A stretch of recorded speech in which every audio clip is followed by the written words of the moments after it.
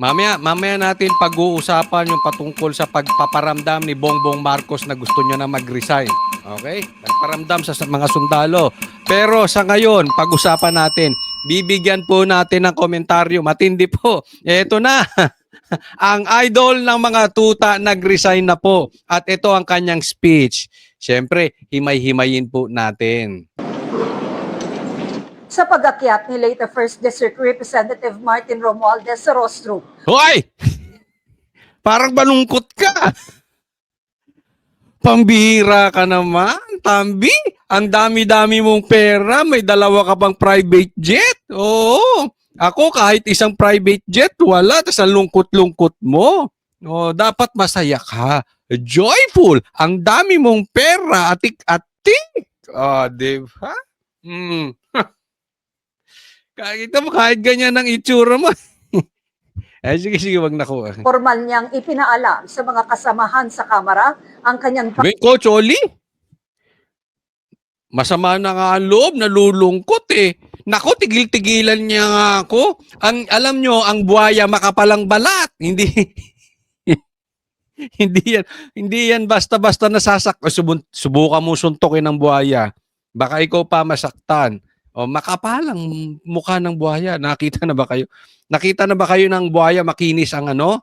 O, makapal yun. pagbibitiw bilang Speaker of the House.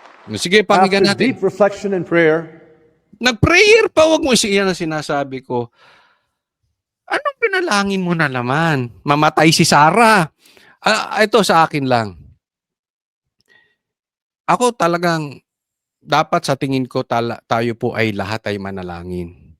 Pero wag po nating gagamitin yung salitang panalangin para to advance our agenda.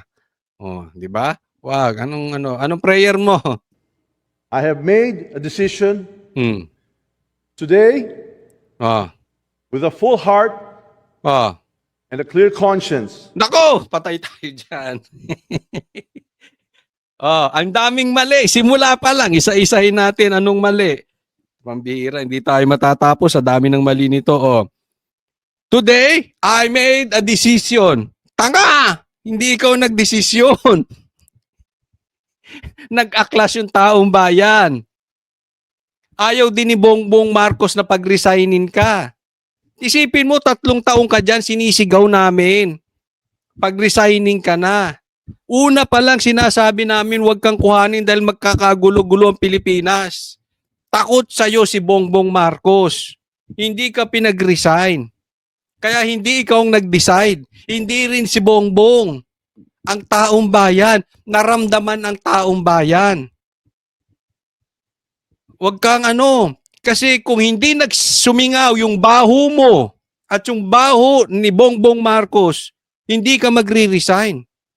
At hindi ka rin pagre-resignin ni Bongbong, wag nga tayong maglokohan.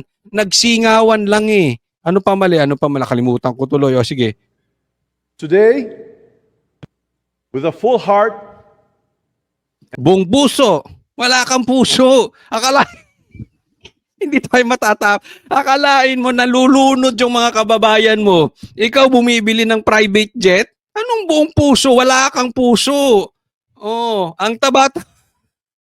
Magsisikip ang dibdib mo sa puso and a mo. clear conscience. Oy, patay tayo dyan. Lalo na yung clear conscience. Paano naman? Inosente ka? Paano clear conscience? Insert ka ng insert eh. Tapos gusto mo iba managot. Ikaw ang tumaas ang salin.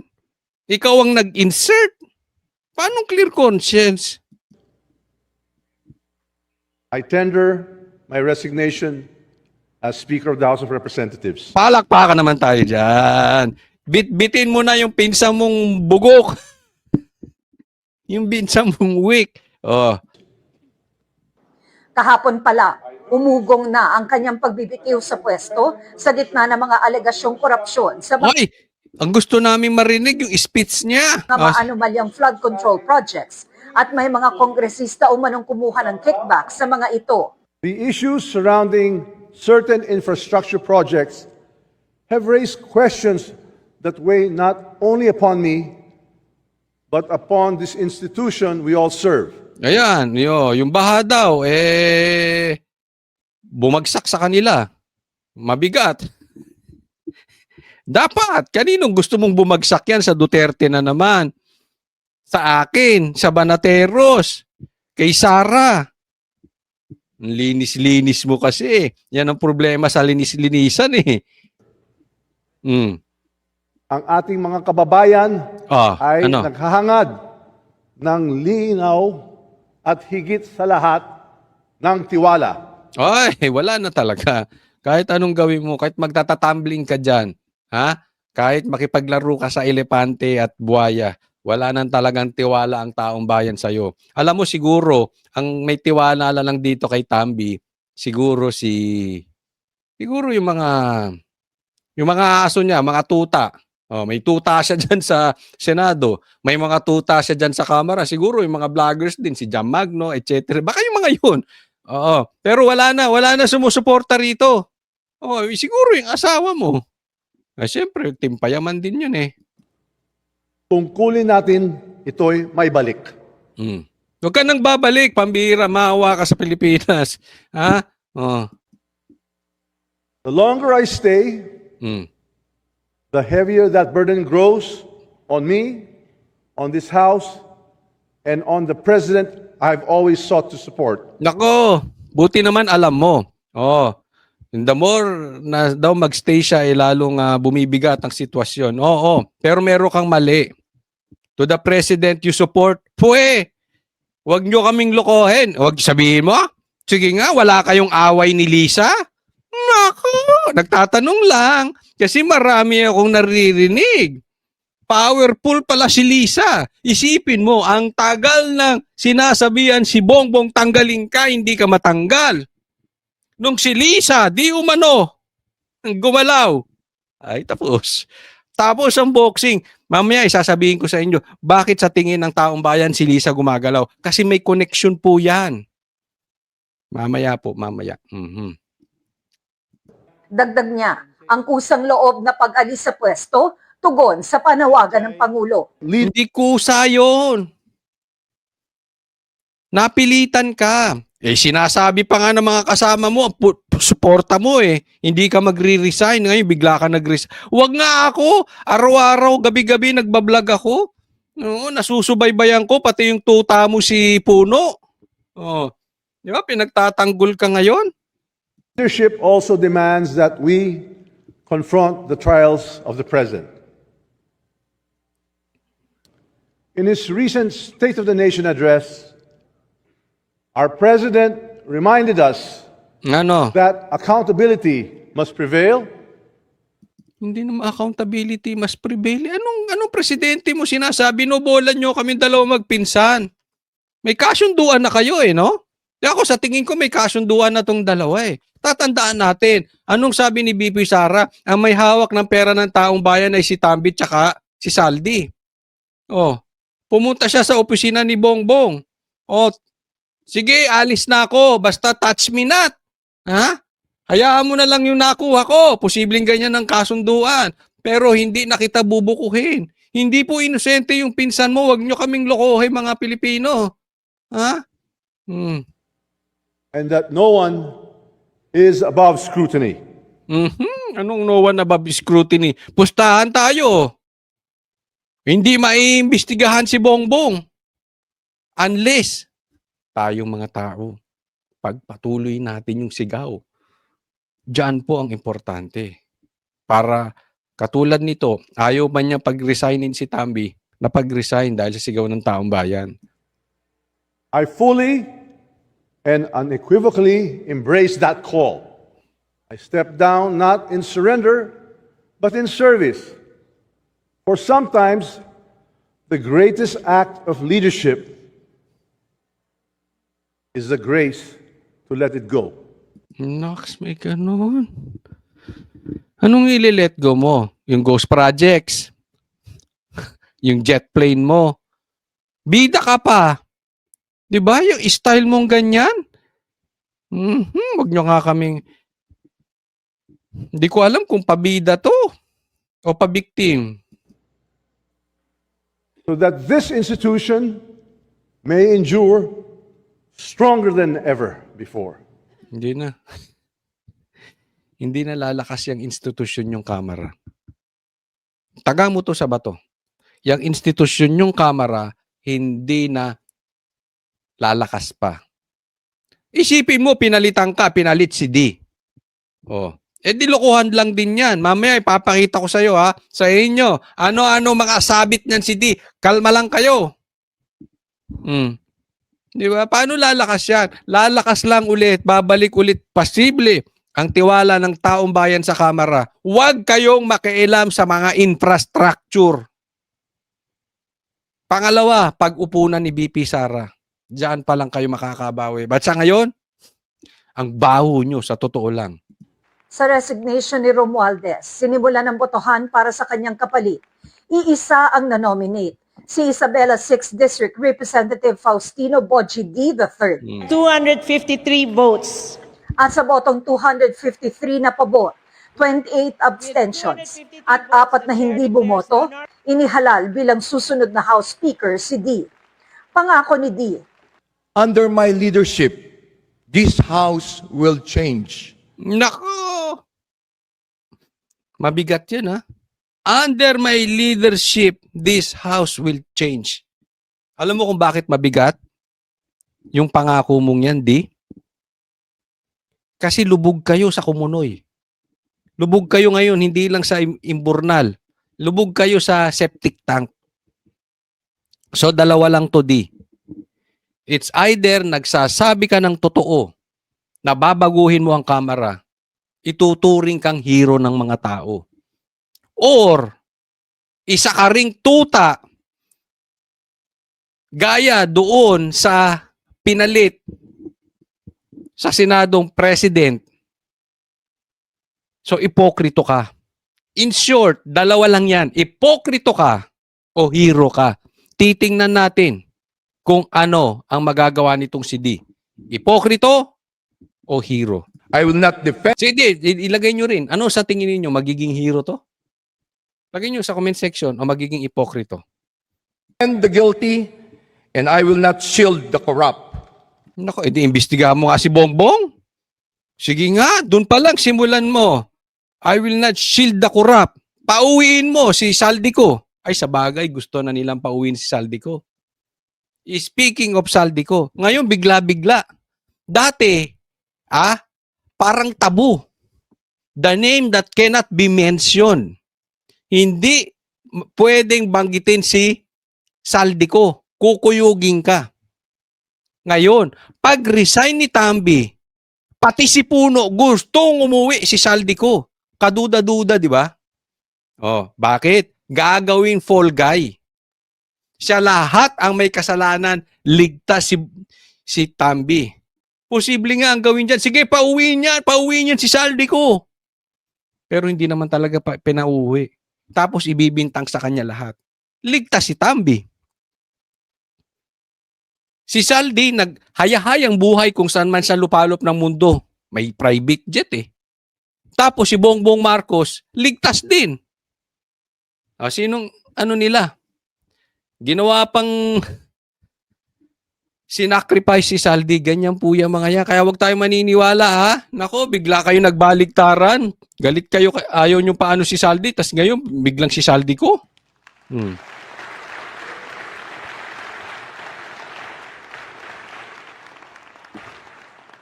Gaya ng paninindigan ng ating Pangulo, Sige. no rank, no ally, no office will be spared from accountability. Baka para ka rin si Tito Soto, Duterte lang ang pupuntahan mo. Pag pupunta na ang investigasyon kay Bongbong, iwas ka na rin. Tatandaan mo. Ito lang sasabihin ko sa iyo, Di. Tatandaan mo. Si Tito Soto, kahit anong gawin niyang pagtatanggi ngayon, yung salitang tuta, hanggang mamatay siya sa bilang politiko, bakat na sa kanya yun. Mag-iingat ka. Lalo ngayon, mag-iingat, galit na galit ang taong bayan. Kaya pag makakaligtas si Tambi at makakaligtas si Bongbong Marcos, tuta ka rin. Kaya kayo nilagay ni Tito kayong dalawa ni Bongbong Marcos. Pero bigyan natin ng pagkakataon. Binigyan din natin ng pagkakataon. Una, sabi ko, bigyan natin ng pagkakataon si Tito. Pero wala, nagkalat eh. Tutang-tuta eh. Ability. We must strengthen the Oversight Committee and fully cooperate with the Independent Commission of Infrastructure. Our duty is not to Huwag protect mo nang babanggitin yung infrastructure. Huwag na kayong makialam sa infra. Andiyan kasi ang corruption sa infrastructure di ba? Lako, tigil-tigilan nyo. Diyan maraming yumaman. Pati yung ibang malilinis na politiko, yumaman din dyan. Huwag tayong maglokohan. Kaya lang ito kasi grabe. Grabe itong ginawa ni Tambi. Ang lakas na mangurakot, wala pang nagawa. Akala mong ghost projects. each other. Our duty is to protect the Filipino people. At ang kanyang panawagan sa taong bayan, Ako na ho ang unang magsasabi sa Na ano? ating mga kababayan. O ano? Sige. Meron po kaming pagkukulang. Buti alam mo. Kami po ay nagpapakumbaba sa inyo. Nakikiusap po kami na sana bigyan nyo kami ng pagkakataong ituwid ang mga maling kalakaran. Ako, bibigyan kita ng pagkakataon. Alam mo naman tayo, patas tayo di ba? Sabi ko nga, pati si Tuta, binigyan natin pagkataon, kaya lang tuloy-tuloy Talagang tingnan natin ha. At linisin ang aming hanay. Nakikiusap po kami na magbigyan nyo pa kami ng tsansang makuha muli ang inyong Di ako to sinasabi ko, Congressman.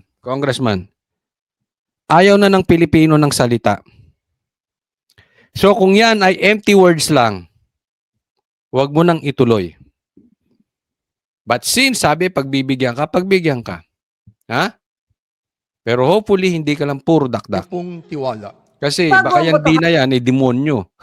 Ito may papakita ko sa inyo ha. So ito po si D ha. Okay, nilabas po ito. Nakita ko po to kay Bob PH. Maraming salamat po. Ito nilabas din ng Rappler at saka Philippine Star. Faustino Boji D, successor of Martin Romualdez. Isabela 6th District Representative. D is a member of the ruling party of the Philippines, the Marcos-chaired Partido Federal. Kaya wala akong tiwala dito Paano niya iimbestigahan yung boss niya? 'Di ba? Huwag mong sabihin malinis, huwag mong sabihin virgin, huwag mong sabihin hindi bangag si Bongbong Marcos. He faced a 2015 PDAF scandal. Over 25 million alleged misuse via fake NGOs. Plus in 2020 graft and plunder allegation from his 2010 to 2019 governorship. Yan ang pinalit sa may bahid ng bribery, sabi nga ni BP Sara, at pinalit dito sa kaliwat kanang baho na natatanggap si D. But then again, sabi ko nga, bigyan natin ng pagkakataon. Pero tayo mga Pilipino, tayo taong bayan, maging mapagmatsyag. Dahil kahit kailangan natin silang pagbigyan, bigyan natin sila ng benefit of the doubt, ako'y duda dito. Una, bata tayo ni Bongbong Marcos at hindi rin tumalinis. No? Sa tingin ko magiging Tito Soto to Well, again, let's give them that chance. Ito next, tingnan nyo po. Ito, pakinggan nyo ha. Pakinggan nyong mabuti. Read between the lines. Napaka-importante nito. Bongbong Marcos nagpaparamdam sa mga sundalo na siya ay may planong mag-resign. Pakinggan natin. Pakinggan nyo mabuti sige, pasok. Idol. Sige na. Huwag kang ngingiwi Today is not only a milestone, but a renewed pledge that your loyalty remains with the Constitution and the Filipino people. Ayan. AFP ang kausap niya. kayong mga sundalo, etong mga bago sundalo, ha? Manatili kayong tapat sa mga Pilipino at sa konstitusyon. Always act with integrity. Always act with integrity. Maging tapat kayo. Uphold the rule of law. Ayan. Yung batas, pairalin nyo. Defend our democracy. Yun ang pinakamatindi. Defend our democracy. Ha, kita nyo? Kita nyo, narinig nyo. Read between the lines. Ha? May plano na mag-resign to. Graceful exit. Defend the Constitution. Ano ba? Kung i-defend mo yung Constitution, dapat mag-resign si Bongbong Marcos. Kasi siya ang nagpabaho ng ating batas. Wala silang inatupag kung hindi Duterte. And under his regime, nagkagulo-gulo tayo, nagkabaha-baha. You defend the Filipino people. Yan po ay totoo yan, ha. Obligasyon ng sundalo yan. Na depensahan ng ating konstitusyon, depensahan ng taong bayan. Niloloko na po ang taong bayan. Nang nakaupo si Bongbong Marcos, walang mangyayari sa atin. Alam nyo to mga sundalo, walang mangyayari sa bansang Pilipinas until nakaupo si Bongbong Marcos. Huwag na tayong umasa. No. Kaya ito, pinapatamaan ni Bongbong yung sarili niya. May plano na ito mag-resign. Uphold the integrity. Sino bang walang integrity? Diba? Sabi niya, hindi pa papasukin ng EDCA. Pinapasok ang EDCA. Ngayon, sinong mga siga, mga komunista? Ang daming namatay na pulis at sundalo sa mga komunista, ha? Hindi raw, ayaw daw ng impeachment, pero nagka-impeachment. Alam naman natin, sino binoto ng mga sundalo. Diba? Yung Duterte. Ayaw sa'yo eh. Ano pa iisipin nyo? Ito panawagan sa sundalo. Gawin nyo na yung dapat nyong gawin. Sa akin. Hindi maayos ang konstitusyon natin hanggat nakaupo ito si Bongbong Marcos. Aba naman, galaw-galaw kayo mga sundalo. Ha? Ito nang inaantay ninyo. Galing mismo kay Marcos. Di ba? Ang problema, si Bongbong Marcos, pag nagsalita, kung ano sinabi, kabaligtaran ang gagawin. So, para niya sinasabi sa mga sundalo, Hoy!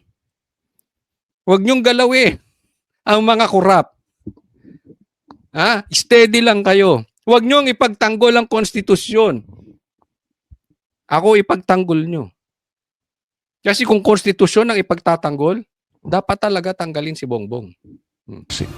Manatiling tapat sa mga Pilipino at sa konstitusyon. Paano ka magiging tapat sa mga Pilipino at sa konstitusyon nang hindi kayo gumagalaw para singilin ninyo kung ano pinaggagawa ni Bongbong Marcos? That is impossible.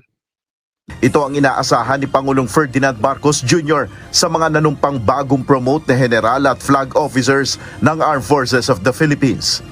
Kinilala naman ng Pangulo ang naging sakripisyo ng AFP at tiniyak ang patuloy na suporta ng administrasyon sa kanila.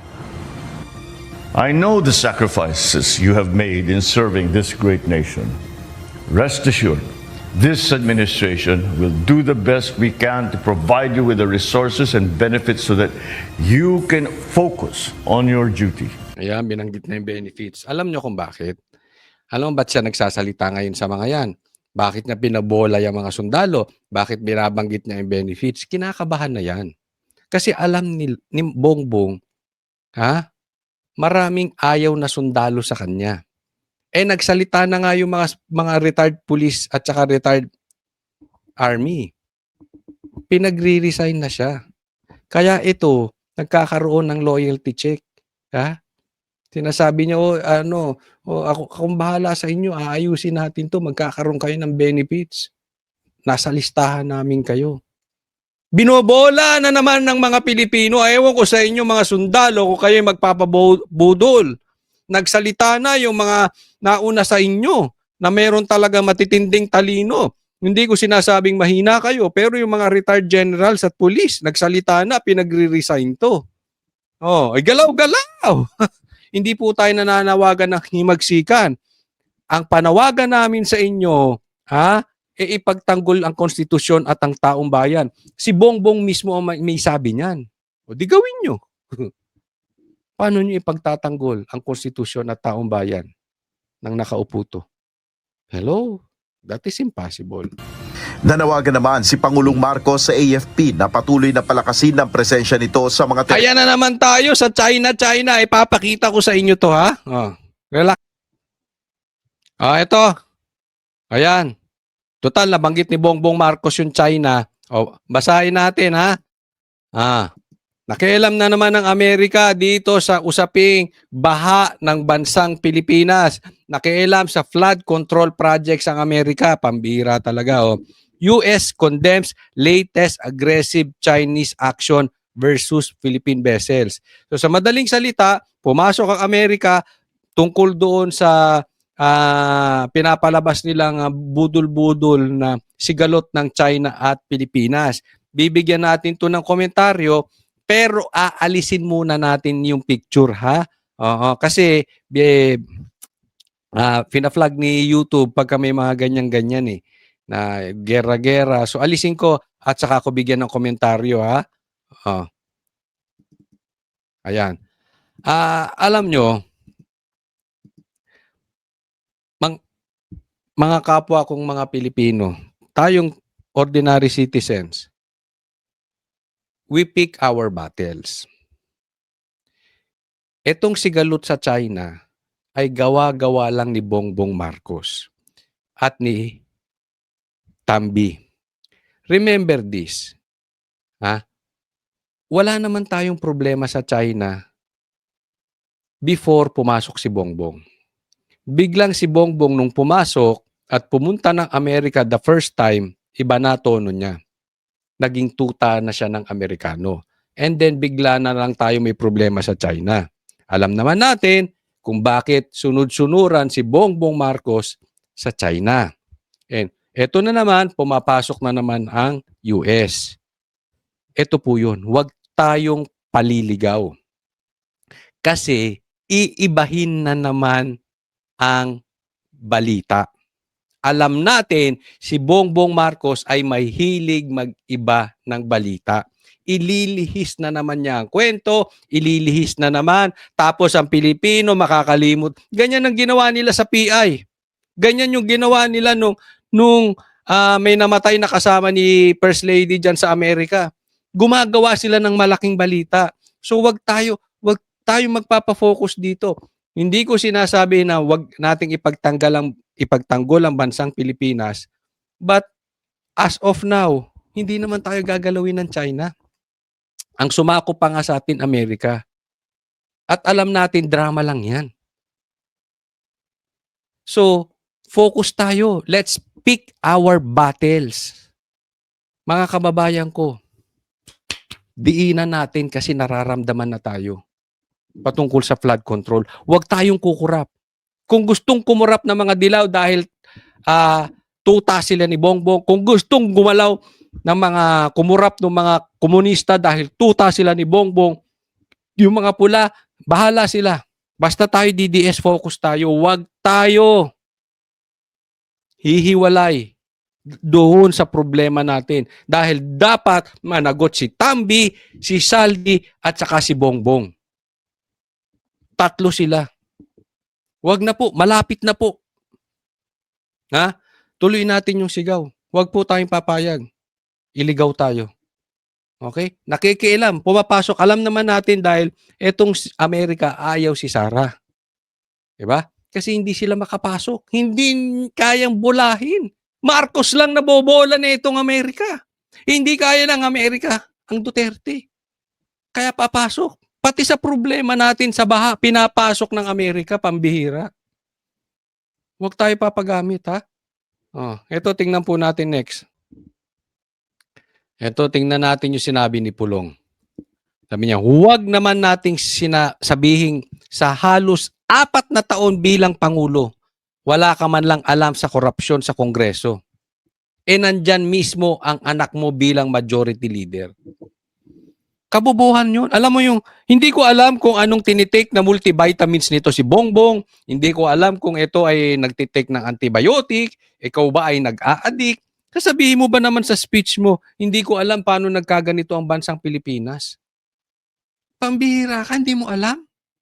Presidente ka? Ang laki-laki ng confidential funds mo? Anak mo, majority leader? Ikaw ang pumirma? Alam mo may insertions? Pinirmahan mo? Pambihira. Tas wala kang alam? Ganyan ka kabobo? Hindi ako naniniwala ganyan ka kabobo. Ganyan ka kaswitik. Nagmamalinis ka, imposibleng wala kang alam. Sabi nga, yung records hawak mo. Nakikita mo, sabi ni BP Sara. Paano wala kang alam sa korupsyon? Ngayon ka lang gumalaw kasi ngayon lang sumingaw. Kapatid mo pa, senador. Sinasabi niya na sa'yo, iwasan mo yan si Tambi. Kami ring banateros. Simula naging speaker si Tambi, sinabi na namin, layuan mo yan, tanggalin mo yan. Una, hindi maganda, conflict of interest, pinsan mo, presidente ka, pinsan mo, speaker, sila ang humahawak ng pera ng bayan. In bad faith ka rin, Bongbong Marcos. Diba? Dapat hindi ganun. Tapos pinayagan mo, ngayon naglilinis ka. Ulitin ko, panawagan sa mga Pilipino. Naglilinis na to ng pangalan eh. Kaya nga sabi ni ramdam na nila tayo. Sundalo, pulis at ito, nagpapanik na according to Barsaga. Kaya naglilinis ng kamay. Nagpo-Poncio Pilato. Alam naman natin, kasabwat siya. So, yung pagbaba ni Speaker, ni Tambi as Speaker, at idinidiin si Saldi, wag po tayong papayag. Yung pumalit, posibleng tuta din ito si Bongbong. Wag tayong papayag na kahit anong mangyari, makakaligtas tong mama na to. May punto si Pulong. Wala ka bang utak man lang? Hindi mo alam na ganyan na ang korupsyon? Wow, napaka-imposible. Wala pong maniniwala dyan. Hindi lang po si Pulong ang nagreklamo. Eto pa. Eto, tingnan po natin tong sinabi ni Cheese. Katawa-tawa naman ang ginagawa nila. Ang bilis naman nilang i-absuelto si Speaker Romualdez, ilaglag si Saldico, ilihis ang issue at magturo ng iba. Yan po yung minimension natin kanina. Kailan lang untouchable si Saldico? Nung nag-resign si Speaker, nilalaglag na si Saldico. Si Puno, di ba? O sila. Huwag mo mabanggit-banggit si Saldico. Tingnan nyo. Tingnan nyo kung tama ako, tama-tama. Yung mga darating na araw, yung mga pumoprotekta kay Saldico na ayaw ilabas, biglang magsisisigaw yan. Ilabas si Saldico. Pauwiin si Saldico. Same thing kahit naman ito si Sandra. Si Sandro. Nag-aamon pa kay... Naku, nagtatapang-tapangan to si Sandro. Ngayon, kailangan daw malagot si Saldi? Wow. Dati hindi kayo nagsasalita. Wow. Dati ayaw nyo nababanggit si Saldi. Kayong mga tuta dyan sa Congress, dati ayaw nyo nababanggit si Saldi, ngayon bigla nyong binabanggit. Gagawin yung sakripisyo para mailigtas? Save the king kayo? Save Bongbong? Naku, wag tayong papayag. Ang ginagawa nila dito, save the king. And save the crooks. Iligtas si Bongbong, iligtas si Tambi. Diba, alam na alam ni Chiso. Mismo. Ginagawa talaga tayong gago nito. Ang problema, akala nila gago tayo. Alam nyo kung sino yung maloloko nyo? Na dapat walang kasalanan si Bongbong? Na dapat walang kasalanan si Tambi? Na hindi sila dapat lumayas? Yung mga komunista, yung mga dilaw, Yung mga pink. Sila lang. Ha? Kaya nga napaka-imposibleng kalokohan pa nga pinagagawa nitong mga ito, hindi tayo maniniwala. Kaya may mga rally pero mag-iingat din tayo dun sa rally But anyway, magde-develop pa naman yan at titingnan natin kasi hinahaluan. I-discuss natin yan dahil meron tayong nakikitang hindi magandang plano mismo coming from Bongbong Marcos.